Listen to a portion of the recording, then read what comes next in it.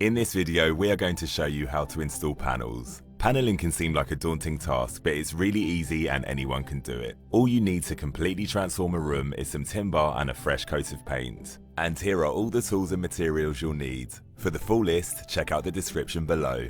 Before you start, it's important to prepare your wall by clearing the area, filling any holes and sanding it down to get a smooth finish. Measure your wall, space and paneling materials to work out how they will all fit together.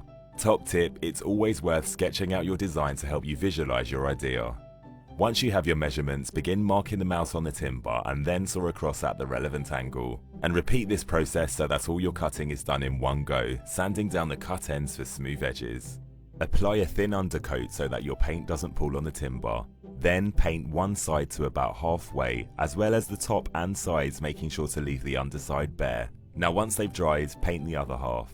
Now it's time to start paneling.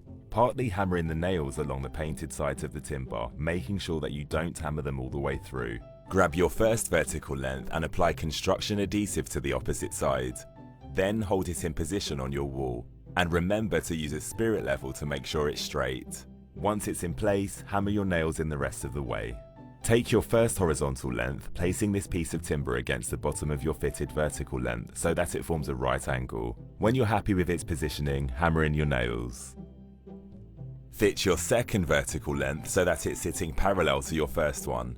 It's important to use a loose horizontal length as a spacer to help you find the correct distance, then hammer it in place. For the second horizontal length, grab two spare horizontal pieces to find the correct height before hammering it in. And there you have your first square. Follow this process until all your panels have been fitted, and remember to check these with your spirit level as you go. Sand down the timber one more time and then use caulk to fill in the nail holes and any small gaps. And now it's time to paint. Start with the edges of the squares using a brush and then paint inside with a roller. You may need a few coats to get an even finish, but then you're done.